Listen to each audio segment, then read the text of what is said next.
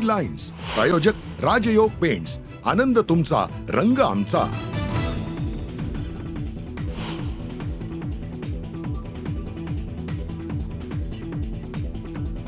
नाशिक मुंबई महामार्गावरती भीषण अपघात, 3 ते 4 जणांचा मृत्यू झाल्याची भीती। नाशिकवरून मुंबईकडे जाणारी वाहतूक ठप्प।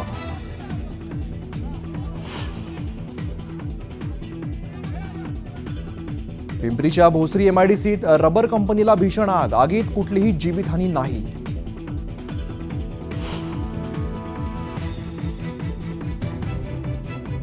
ज्या नियमात बसत नाहीत त्यांनी माघार घ्यावी, अन्यथा दंडासह वसुली करण्यात येईल। लाडकी बहीण योजनेवरून छगन भुजबळांचा इशारा।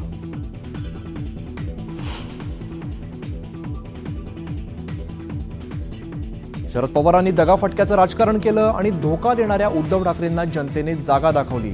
अमित शहांचा विरोधकांवरती घणाघात।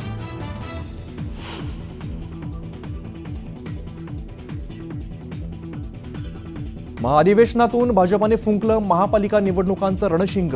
येत्या 3 ते 4 महिन्यात निवडणुका, फडणवीसांचं वक्तव्य। तर स्थानिक स्वराज्य संस्थांच्या निवडणुकीत भाजप मोठा विजय मिळवणार, शहांना विश्वास।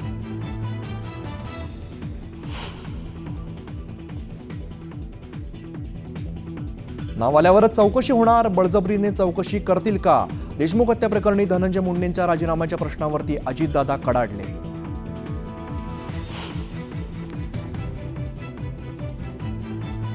खंडणी प्रकरणातील आरोपी वाल्मिक कराडचा शस्त्र परवाना रद्द। जिल्हाधिकाऱ्यांकडून बीड जिल्ह्यातील 100 शस्त्र परवाने रद्द।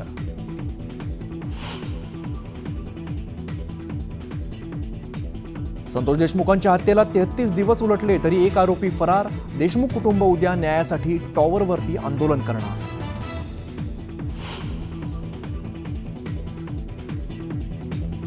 परळीत राखेच्या टिप्परच्या धडकेत सरपंच अभिमन्यू क्षीरसागर यांचा मृत्यू। परळी ग्रामीण पोलीस ठाण्यात गुन्हा दाखल, चालकाचा शोध सुरू।